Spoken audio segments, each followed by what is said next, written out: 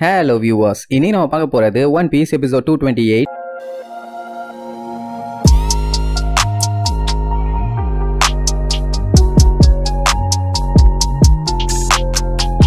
Open பண்ணா போன பாட்டுல அந்த அவகிஜி ரோபின் அப்படியே மொத்தமா ஐஸா உரைய வச்சுட்டான்ல. அத பார்த்துட்டு எல்லாருமே செம்ம காண்டாயிருவாங்க. மெயினா லூஃபி எல்லாம் ஒரு செகண்ட் ஸ்டன் ஆயிடுவான். பின்ன கண்ணுக்கு முன்னாடி ஒரே செகண்ட்ல இப்படி உரைய வச்சானா அவளாதான் கொல்ல காண்டாயி மகனே நீ செத்தடான்னு கத்திட்டு கிடப்பானா. ஆனா அவன் தம்பி சொல்றத நல்லா கேட்டுக்க, அவளை ஒழுங்கா கேர்ஃபுல்லா உருக்கி எடுத்தோன்னா இன்னுமே உயிரோட தான் இருப்பா. ஏதாச்சும் பண்ணி அடிச்சு உடச்சு நொறுங்கி போனானா அவ்வளவுதான், அவ செத்துருவா. எக்ஸாம்பிளுக்குன்னு சொல்லி ஓங்கி அடிக்க போவான். அதை பார்த்துட்டு அத்தனை பேருமே பயந்து கத்துன்னு கத்த ஆரம்பிப்பாங்க. வேண்டாம் வேண்டாம் வேண்டான்னு. கடைசியில பார்த்தா ரோபினோட சிலையை காணோம். என்ன உடஞ்சிருச்சான்னு பார்த்தா லூஃபி பை எப்படியோ கஷ்டப்பட்டு காப்பாத்திருப்பான். ஜஸ்ட் மிஸ் காப்பாத்திட்டேன்னு சொல்லிட்டு இருக்கும் போதே அவன் ஓங்கி மிதிக்க வருவானா. அதுக்குள்ள உசோப் அவளை காப்பாத்திடுவான். உடனே அவங்களுக்கு சந்தோஷம், ஐ ஜாலி ஜாலி காப்பாத்திட்டோம்னு. இப்படி எல்லாம் ஒரு வில்ல பையகிட்ட பண்ணா அவன் என்ன சும்மாவா இருப்பான், கொய்யாலன்னு கொல்ல காண்டாவான். லூஃபி என்ன சொல்லுவான், ரோபினை எப்படியாச்சும் கப்பலுக்கு தூக்கிட்டு போய் அவளை காப்பாத்த ட்ரை பண்ணுங்கம்மா. சரி ரைட்டுன்னு சொல்லிட்டு அவளை அப்படியே பொறுமையா தூக்கிட்டு ஓடுவாங்க. அவன் அதெல்லாம் பஞ்சாயத்து இல்ல, அந்த பொண்ணை காப்பாத்துறதை விட கொன்னாதான் இந்த உலகத்துக்கு நல்லதுன்ட்டு பொறுமையா போவானா. உடனே நமி வந்து அட்டாக் பண்ணுவா, டப்புன்னு புடிச்சிருவான். உடனே நமி பைரட் குரூப்னா என்ன கலஞ்சு போற முடியும்னு நினைச்சியா,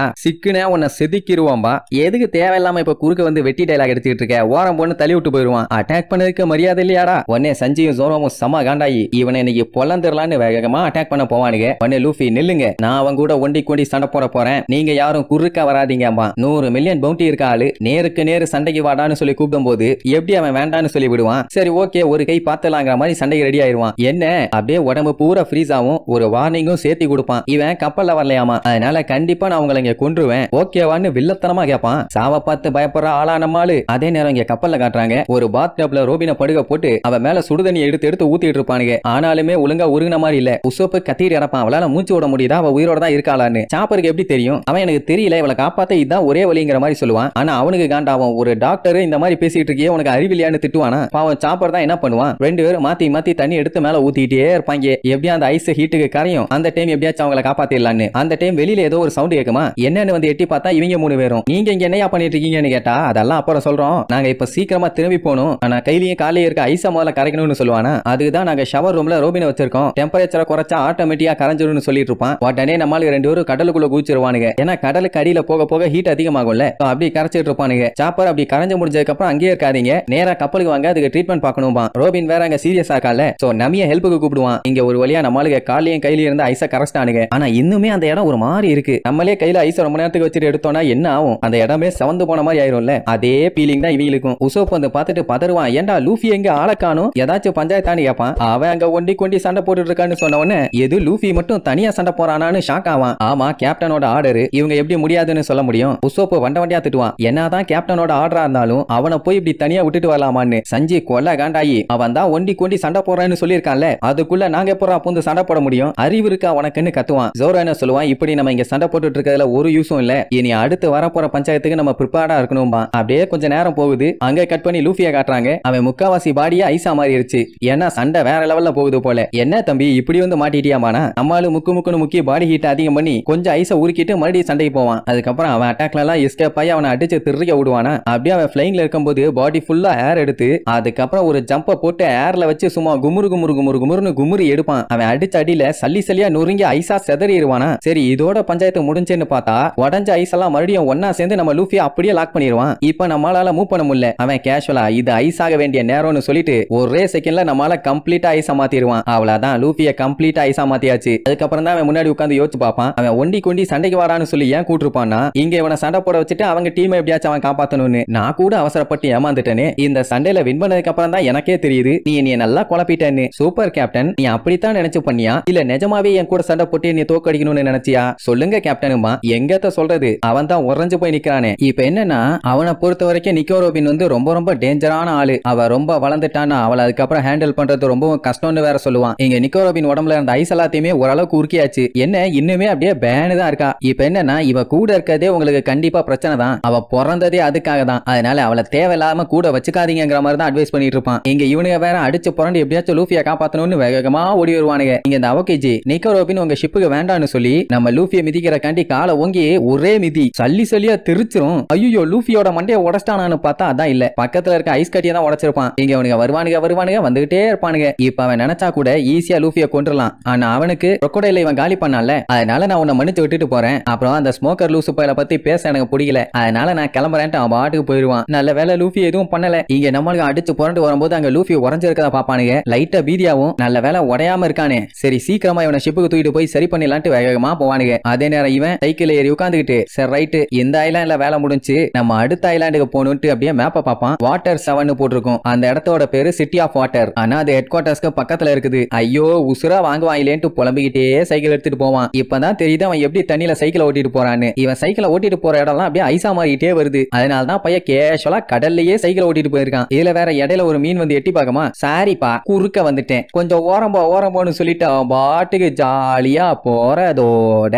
நம்ம அழுக கப்பலை தான் காட்டுறாங்க. அங்க நம்ம சாப்பரு தேம்பி அழுதுகிட்டே வர்றான். ஏன்டா என்னாச்சுன்னு கேட்டா அவங்க ரெண்டு பேரும் அடைச்சி சொல்லி அவங்க ரெண்டு பேர்த்தோட ஹார்ட்டும் ஒர்க் ஆகுதும்பா. உடனே 50 பேர்த்துக்கு செம ஹாப்பி. அப்படியே சந்தோஷத்துல துள்ளி குதிப்பாங்க. உடனே அவங்கள பார்க்கணும்னு அடிச்சு புடிச்சு உள்ள போக ட்ரை பண்ணுவாங்க. ஆனா சாப்பர் விட மாட்டான். ஏன்னா இப்பதானே ரெக்கவர் ஆயிருக்காங்க, போய் டிஸ்டர்ப் பண்ண கூடாதுன்னு. ஆனா சஞ்சி டாக்டர் சாப்பர் நீங்க மட்டும் நீ உள்ள விட்டீங்கன்னா உங்களுக்கு என்ன வேணுமோ அது எல்லாத்தையும் நான் செஞ்சு தருவேன்பா. உடனே அவனுக்கு செம ஹாப்பி. அப்படியே சுருங்கி சந்தோஷத்துல ஆட ஆரம்பிச்சிருவானா. அந்த கேப்பை யூஸ் பண்ணி உள்ள போயிருவானுங்க. சரி நீங்க கிளம்புறதா ஐடியா இருக்கான்னு கேட்டா அதான் இல்லம்பா. ஏன்னா இப்பதான் கேப்டன் ரெக்கவர் ஆயிருக்கான். அவன் என்ன முடிவு பண்றானோ அதான். லாக் போஸ்ட் எல்லாம் நல்லா செட் ஆயிருச்சு, கிளம்பணும்னா கிளம்பலாம், ஆனா இன்னைக்கு இந்த இடத்துல ரெஸ்ட் எடுத்துட்டு போலாங்கிற மாதிரி சொல்லிடுவான். அந்த டைம் முசோப்பு அப்படியே சொங்கி போய் பேன்னு கீழே விழுவானா. ஏன்டா என்னாச்சுன்னா இப்போ இது வரைக்கும் இவங்க மீட் பண்ண ஆளுங்க எல்லாத்தையும் விட இப்ப வந்தவன் கொஞ்சம் பயங்கர ஸ்ட்ராங்கான ஆள் தான். இப்போ ஒருத்தன் வந்துட்டான். இனி இதே மாதிரி எத்தனை பேர் வர போறாங்களோ தெரியல. அவங்க எல்லாத்தையும் எப்படி மேக்கப் போறேன்ட்டு புலம்பி தள்ளுவான். ரொம்ப டயர்ட் ஆயிட்ட, அதனால மூளை குழம்பி உளறிட்டு இருக்க, பேசாம ரெஸ்ட் எடுப்பான். அப்படியே அன்னைக்கு நைட் ஆகுது. எல்லாருமே நல்லா கொரட்டை விட்டு செம்மையா படுத்து தூங்கிட்டு இருப்பாங்க. லூஃபி எல்லாம் வாய பொளந்து தூங்கிட்டு இருப்பான். ஆனா ரோபின் மட்டும் வழக்கம் போல தூங்காம ஏதோ ஒரு விஷயத்தை பத்தி பயங்கரமா யோசிச்சுட்டு இருப்பா. அப்படியே கட் பண்ணி அடுத்த நாள் காட்டுறாங்க. அந்த ஆள் இல்லாத ஐலாண்டுக்கு பக்கத்துல கோயிங் மேரிய ஸ்டாப் பண்ணி எல்லாருமே நல்லா ரெஸ்ட் எடுத்தாச்சு. அதுவும் 4 நாளைக்கு. அதுக்கப்புறம் தான் கப்பல் எடுத்துட்டு அங்க இருந்து கிளம்புவாங்க. காலங்காத்தால கிளைமேட் எல்லாமே பக்காவா இருக்கு. நாமே உட்காந்து ஜாலியா ஜூஸ் குடிச்சு என்ஜாய் பண்ணிட்டு இருப்பா. சஞ்சி வழக்கம் போல அவளுக்கு புதுசா டிஷ் எல்லாம் செஞ்சு கொடுப்பான். அவளும் சாப்பிட்டுட்டு வாவ் சூப்பர் அப்படி இப்படின்னு என்ஜாய் பண்ணுவா. அவ்வளவுதான் பயலுக்கு செம ஹாப்பி. தொண்டையிலேயே கத்துவான். ஜோரோ காண்டாயி பச்சையா திட்டுவான். பின்ன தூங்குறவன் பக்கத்துல போய் கத்திட்டு இருந்தானா இவங்கன்னு ஒரே ஃபன்னா போயிட்டு இருக்கும். அதே நேரம் இங்க இவங்க ரெண்டு பேரும் லூஃபின்னு கத்திட்டு இருப்பாங்க. பையன் உள்ளுக்குள்ள இருந்து அப்படியே பிச்சிட்டு வருவானா. அப்படி வந்தவன் கையில இருக்க பொட்டலத்தை பிளாஸ்ட் பண்ணி விடுவான். பார்த்தா உடம்பு பூரா வெள்ளை ஆயிரும். ஐயோ நான் உறைஞ்சு போயிட்டேன்னு சொல்லி தடுமாறி போய் செவுத்துல இடிச்சு போத்தன்னு விழுவான். நம்ம ஆளுக்கு அதை பார்க்கும்போது சிரிப்பா வரும். ஏன்னா விளையாண்டுட்டு இருக்கானாமா. நம்பியால நம்பவே முடியல. பின்ன ஃப்ரீஸ் ஆகி மூதேவி சாகர நிலைமைக்கு போயிட்டு வந்துட்டான். ஆனாலுமே அதை பத்தி கவலைப்படாம பையன் என்ஜாய் பண்ணிட்டு இருக்கான். எப்படி இவங்க ஜாலியா விளையாண்டுட்டு இருப்பாங்களா. நம்பி கூப்பிடுவா. ஆமா என்னத்தை தின்னுட்டு இருக்கேன்னு கேட்டவன பொட்டேட்டோல ஏதோ ஒரு டிஷ்ஷ சொல்லுவா. உடனே அவன் வழக்கம் போல செஞ்சுக்கிட்டு கேட்பான். அவனும் ஜோரோவும் எப்பவும் போல மாத்தி கத்திட்டு கிடப்பானுங்க. அட நிறுத்துங்கப்பா நம்ம கேப்டன் பொட்டேட்டோ கேக்குறாரு. இந்த டைம்ல போய் நீங்க ரெண்டு பேரும் சண்டை போடலாமா அப்படி இப்படின்னு அவங்க சண்டையை பிரிச்சு விட்டு வயலுன்னு அவன் பொட்டேட்டோல செஞ்ச ஏதோ டிஷ்ஷ கொண்டு வந்து கொடுத்த உடனே 3 பேரும் உட்காந்து வளைச்சு சாப்பிடுவாங்க. பேசாம திங்க வேண்டியதானே. இந்த உசோப்பு வழக்கம் போல பொய் சொல்ல ஆரம்பிச்சிருவான். வயலுங்கிற ஒரு பெரிய மான்ஸ்டரை அவன் கொன்றுக்கானாமா. அது கிட்டத்தட்ட 100 மீட்டர் ஹைட்டா இருக்கும். அதையே அசால்ட்டா அடிச்சு ஊதி தள்ளிட்டு அதையே பிரேக்ஃபாஸ்டா வச்சு சாப்பிட்டானாமா. உடனே தாப்புறா அதை வழக்கம் போல நம்பி நிஜமாவான்னு உசோப்பு அசந்து போய் பார்ப்பான். உடனே அவன் என் பேர் என்னன்னு சொல்லுவான். கேப்டன் உசோப்புன்னு சொல்லுன்னு சத்தமா கத்துவான். ஒரே பண்ணுதான். மத்தவங்க எல்லாம் கேஷுவலா சாப்பிட்டு இருக்கும் போது யாரோ டோரை திறந்துட்டு வருவாங்க. வேற யாரு ரோபின் தான். அவளை பார்த்த உடனே 50 பேருக்கு சந்தோஷம். இப்ப எப்படி இருக்க நல்லா இருக்கியா என்ன ஏதுன்னு கேட்ட உடனே ஒரு பஞ்சாயத்தும் இல்ல நான் நார்மல் ஆயிட்டேன். உன்ன மாதிரி ஒரு சூப்பரான டாக்டர் மட்டும் இல்லனா கண்டிப்பா நான் செத்துருப்பேன்னு சாப்பரை பாராட்டி தள்ளுவா. ஐயோ என்னைய பாராட்டாலே எனக்கு ரொம்ப ஹாப்பியா இருக்குன்னு ஆடிக்கிட்டே அவளை திட்டுவான். அவனுக்கு தான் ஃபீலிங்ஸை உள்ளுக்குள்ள கண்ட்ரோல் பண்ண தெரியாது. இப்ப என்னன்னா லூஃபிய பழையபடி பார்த்ததுல எல்லாத்துக்குமே ரொம்ப சந்தோஷம். அவன் ரெஸ்ட் எடுத்து நல்லா ரெக்கவர் ஆன மாதிரி ரோபினுமே நல்லபடியா ரெக்கவர் ஆயிட்டாலாமா. உடனே சஞ்சய் ரோபின்ட்ட நம்ம ஒரு வார்ம் அப் பண்ணலாமான்னு கேட்பான். எதுக்குன்னு கேட்டா வயித்துக்காமா. அப்படின்னா எனக்கு ஒரு காஃபி கொண்டு வான உடனே ஸ்பெஷல் காஃபின்னு சொல்லி பயங்கரமா ரெடி பண்ணுவான். அப்ப நம்ம ஜோரோவை காட்டுறாங்க. அவன் ஜாலியா சாப்பிட்டுக்கிட்டே அப்படியே வேடிக்கை பார்த்துட்டு இருக்கும் போது கடல்ல ஏதோ ஒண்ணு நீந்திட்டு இருக்கத பாப்பான். என்ன கன்றாவிடாதுன்னு பார்த்தா தவளை ஒண்ணு பார்க்கவே பயங்கரமா நீந்திட்டு இருக்குது. அதை பார்த்து அப்படியே மிரண்டுருவான். இங்க இவங்க எல்லாம் சாப்பிட வயிற்றுக்கு இன்னும் நல்லா தாப்பா இருக்கு. சாப்பாடு வேற டேஸ்டா இருக்கா. அதனால நல்லா வெளுத்து கட்டிட்டு இருப்பானுங்க. இந்த அளவுக்கு டேஸ்டியான சாப்பாடெல்லாம் வித்தா நல்லா காசு பார்க்கலான்னு உசோப்பு சொல்லிட்டு இருப்பானா. அந்த டைம் ஜோரோ பதறிக்கிட்டே வந்து லூஃபி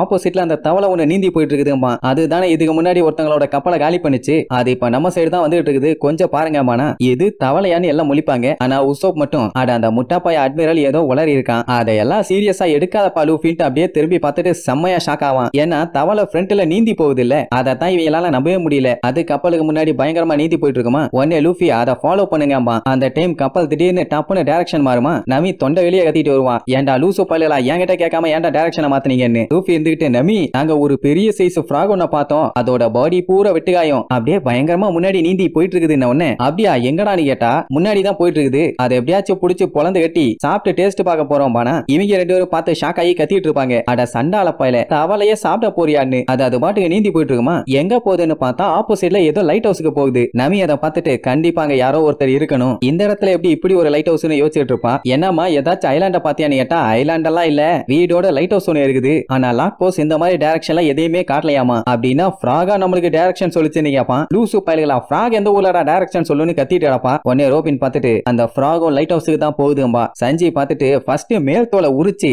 அதுக்கப்புறம் அதை பொரிச்சு அப்படியே துண்டு துண்டா நறுக்கி அப்படி பண்ணணும் இப்படி பண்ணணும்னு அந்த தவளையை வச்சு டிஷ் எல்லாம் சொல்ல ஆரம்பிச்சிருவான். நமி பார்த்துட்டு கத்துன்னு அத்துவா. ஏன்டா லூசு பயல தவளைய போய் இப்படி தாறுமாறா ஃப்ரை பண்ணிட்டு இருக்கேன்னு கேப்டன் ஃபாலோ பண்ணி போக சொல்லிட்டான். அதை மீறி என்ன பண்ண முடியும் நம்ம போய் தான் ஆகணும்னு உடனே நமி தேம்பி தேம்பி அழுவா. கொடுமை அப்பா கொடுமைன்னு ஃபுல் ஸ்பீட்ல போங்கன்னு வேற சொல்லிடுவானா. ரைட்டுன்னு அந்த தவளையை ஃபாலோ பண்ணி சும்மா பிச்சுக்கிட்டு போவாங்க. அது பயங்கர ஸ்பீடா போய் ஜம்ப் எல்லாம் அடிச்சு அப்படியே ஃபிளைங்ல போகுமா. என்னானாலும் சரி அதை விடவே கூடாதுன்னு சொல்லி வேகமா போவாங்க. இடையில தண்ணிக்கு நடுவுல கைத்த போட்டு வச்சிருக்கானுங்க. அதை பார்க்காம நம்மளுக்கு போய் கப்பல் அப்படியே சட்டுன்னு அடிச்சு நிக்கும். எல்லாம் அப்படியே திருச்சு அடிச்சு வந்து விழுவாங்க. நல்ல வேலை யாருக்குமே பெருசா அடி இல்ல. அந்த டைம் திடீர்னு பெல் சவுண்ட் எல்லாம் கேக்குமா. என்னது இதுன்ட்டு அப்படியே மேல பேன்னு பாப்பாங்க. அந்த தவக்கலை நம்மளுக்கு கப்பலை தான் பாத்துக்கிட்டு இருக்கோம். என்ன இடம் இதுன்ட்டு நம்மளுக்கு மேல பார்த்தா அந்த இடத்துல ட்ரெயினுக்காண்டி எல்லாம் வச்சிருப்பாங்களே ரெட் லைட் அந்த போஸ்ட் இருக்கும். அது மட்டும் இல்லாம ட்ரெயினோட சவுண்டும் கேட்கும். புகை வேற விட்டுட்டு வந்துட்டு இருக்குமா. என்ன இடம்டா இதுன்ட்டு நம்ம எல்லாம் முழிச்சுக்கிட்டு இருப்பா. அப்ப நம்ம லூஃபி பார்த்து செமையா ஷாக் ஆகி கப்பலை ரிவர்ஸ்ல எடுங்க 180 டிகிரிக்கு திருப்புங்கன்னு தொண்டை கிளியா அவன் கத்துறதோட